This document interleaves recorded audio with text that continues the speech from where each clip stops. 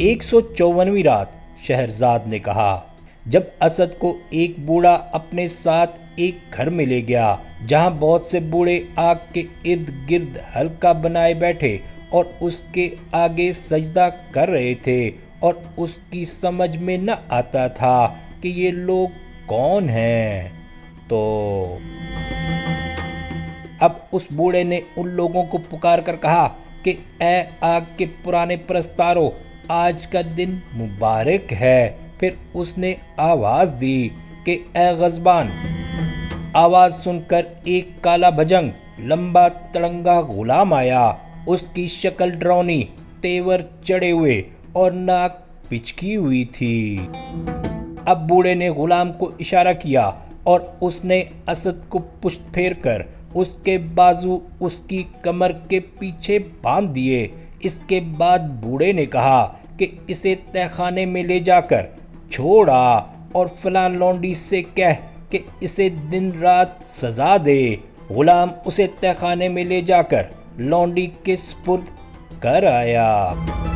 اب وہ بوڑھے آپس میں ایک دوسرے کو مبارکباد دینے لگے اور کہنے لگے کہ جب آگ کی عید ہوگی تو ہم اسے پہاڑ پر آگ کے دیوتا کو خوش کرنے کے لیے ذبح کر کے آگ کی بھینٹ چڑھائیں گے۔ اب لونڈی اتر کر اس کے پاس گئی اور اسے اتنا مارا کہ اس کے پہلوؤں سے خون بہنے لگا، وہ بے ہوش ہو گیا، اور پھر اس کے پاس ایک روٹی اور ایک کوزہ کھارے پانی کا رکھ کر چلی گئی۔ آدھی رات کے وقت جب اسد کو ہوش آیا تو اس نے دیکھا کہ اس کے بیڑیاں پڑی ہوئی ہیں اور اتنی مار پڑی ہے کہ بدن کی ساری ہڈیاں دکھ رہی ہیں۔ وہ زاروں قطار رونے اور آہیں بھرنے لگا۔ روتے روتے سر کی طرف جو اس کا ہاتھ بڑھا تو اسے وہاں ایک روٹی اور ایک کوزہ ملا۔ اس نے 2-4 نوالے کھائے تاکہ سانس چلتا رہے اور تھوڑا سا پانی پیا، مگر کھٹملوں اور جوؤں کی وجہ سے اسے رات بھر نیند نہ آئی۔ سویرا ہوا تو وہ لونڈی اس کے پاس آئی اور اس نے اس کے کپڑے بدلے جو خون میں ڈوبے ہوئے تھے اور اس کے بدن سے چپک گئے تھے۔ جب لونڈی نے اس کے کپڑے اتارے تو قمیص کے ساتھ اس کی کھال بھی اتر آئی۔ وہ بلبلا اٹھا اور کہنے لگا کہ اے خداوند، اگر تو اس میں خوش ہے تو مجھے اور سزا دے۔ اے پروردگار، تو اس بات سے بے خبر نہیں کہ کس نے مجھ پر ظلم کیا، لہذا اس سے میرا بدلہ لے۔ یہ کہہ کر وہ پھر چلانے لگا اور لونڈی نے پھر مارنا شروع کیا اور اتنا مارا کہ اسے غش آ گیا۔ جب لونڈی نے اس کی یہ حالت دیکھی تو پھر وہ ایک روٹی اور ایک کوزہ کھارے پانی کا رکھ کر اس کے پاس سے چلی گئی۔ اس کے بدن سے خون بہہ رہا تھا، ہاتھ پاؤں زنجیروں سے کسے ہوئے تھے، وطن سے دور، احباب سے دور، اور یہ مصیبت روتا نہ تو اور کیا کرتا۔ اب اسد کو اپنے بھائی کی یاد آئی تو وہ اور زیادہ تڑپنے، آہیں بھرنے اور آہو بکا کرنے لگا۔ اس کے آنسو جاری تھے اور وہ اپنی موجودہ حالت پر غور کر کے بھائی کی جدائی میں بے قرار تھا۔ ادھر یہ مصیبت میں مبتلا اور ادھر اس کے بھائی امجد کی آنکھیں راستے پر لگی ہوئی تھیں۔ جب دوپہر ہو گئی اور وہ نہ لوٹا تو اس کا دل دھک دھک کرنے لگا اور جدائی کی تکلیف اور زیادہ بڑھ گئی اور بے تحاشا آنسو بہنے لگے، اور اس نے چلا کر کہا کہ ہائے میرا بھائی، ہائے میرا ساتھی، یہ جدائی کس قدر مصیبت ناک ہے۔ اب وہ روتا ہوا شہر میں داخل ہوا اور پوچھا کہ اس شہر کا نام کیا ہے اور اس کے رہنے والے کون لوگ ہیں۔ لوگوں نے کہا کہ اس کا نام شہر مجوس ہے اور بادشاہ کے سوا تمام باشندے آگ کی پرستش کرتے ہیں۔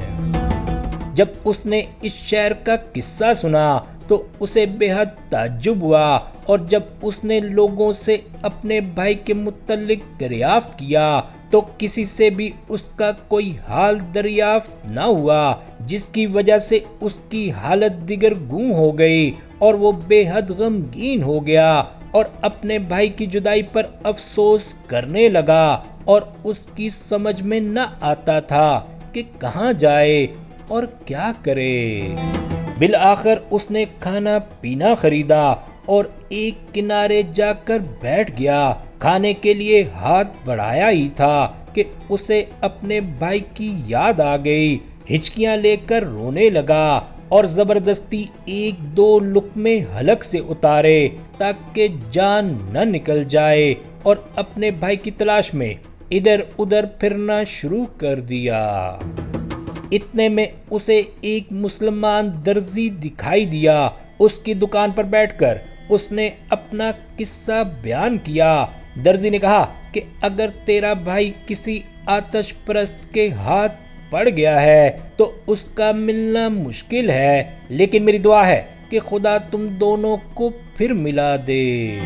پھر اس نے کہا کہ اے بھائی، اگر تیرا جی چاہے تو میرے گھر میں رہ، جس پر امجد رضا مند ہو گیا، اور درزی کو بہت ہی خوشی ہوئی۔ اب شہزادہ درزی کے ساتھ رہنے لگا۔ وہ اس کی تسلی تشفی کرتا، صبر دلاتا اور سینے پرونے کی تعلیم بھی دیتا۔ ایک روز امجد نے دریا کے کنارے جا کر اپنے کپڑے دھوئے اور حمام میں غسل کر کے صاف ستھرا ہو کر شہر کی سیر کرنے لگا۔ راستے میں اسے ایک نہایت حسین و جمیل عورت ملی، جس کا قد اور ناک نقشہ لاجواب تھا۔ جب عورت کی نظر اس پر پڑی تو اس نے اپنی نقاب اٹھا دی، بھووں اور ہونٹوں سے اشارے کرنے اور آنکھیں مارنے لگی۔ اس کی اشارہ بازیوں پر اس کا دل بھی آ گیا اور طبیعت ادھر کھنچنے لگی۔ اس نے محبت سے اس کی طرف نظر کی۔ عورت نے ٹھنڈا سانس لیا۔ امجد کہنے لگا کہ تو میرے ساتھ چلے گی یا میں تیرے ساتھ چلوں؟ عورت نے مارے شرم کے آنکھیں نیچی کر لیں اور ایک شعر پڑھا، جس سے امجد اس عورت کا مقصد سمجھ گیا کہ وہ اس کے ساتھ چلنا چاہتی ہے۔ اب وہ مجبور ہوا کہ اس کے لیے کوئی مکان تلاش کرے، کیونکہ وہ اسے اپنے استاد درزی کے پاس لے جانے سے شرماتا تھا۔ وہ آگے آگے اور عورت پیچھے پیچھے آ رہی تھی۔ ایک گلی سے نکلتا دوسری گلی میں چلا جاتا، کبھی ادھر سے ادھر، کبھی اس کوچہ اور کبھی اس کوچہ۔ اب پھرتے پھرتے وہ لڑکی تھک گئی اور کہنے لگی کہ اے میرے آقا، تیرا گھر کہاں ہے؟ اس نے جواب دیا کہ ابھی آتا ہے، ذرا صبر کر۔ یہ کہتا ہوا وہ ایک خوبصورت گلی میں مڑا اور چلنے لگا کہ لڑکی بھی پیچھے پیچھے ہو لی، یہاں تک کہ وہ گلی بھی ختم ہو گئی اور اس کے آگے کوئی راستہ نہ تھا۔ امجد اپنے دل میں لاحول پڑھنے لگا اور اس نے دیکھا کہ گلی کے آخر میں ایک دروازہ ہے، جس کے آگے پتھر کی دو چوکیاں بنی ہوئی ہیں، لیکن دروازہ بند ہے۔ ایک چوکی پر امجد بیٹھ گیا اور دوسری پر لڑکی۔ لڑکی بولی، اے میرے آقا، کس بات کا انتظار ہے؟ امجد نے سر نیچا کر لیا اور تھوڑی دیر کے بعد سر اٹھا کر کہا کہ میں اپنے غلام کی راہ دیکھ رہا ہوں، کیونکہ کنجی اس کے پاس ہے۔ میں اس سے کہہ گیا تھا کہ جب تک میں حمام سے نکلوں گھر کے لیے کھانے پینے اور دوسری ضرورت کا سامان مہیا کیجیے۔ اس کے بعد وہ اپنے دل میں کہنے لگا کہ جب وہ بیٹھی بیٹھی تھک جائے گی تو اپنے آپ چلی جائے گی اور پھر میں بھی اپنی راہ لوں گا۔ بہت دیر ہو گئی تو لڑکی پوچھنے لگی کہ اے میرے آقا، غلام نے بہت دیر لگا دی اور ہم یہاں سڑک پر بیٹھے ہوئے ہیں، یہ تو کچھ اچھا معلوم نہیں ہوتا۔ اتنے میں وہ اٹھی اور ایک پتھر لے کر قفل کے پاس پہنچی۔ اب شہرزاد کو سب ہوتی دکھائی دی اور اس نے یہ کہانی بند کر دی۔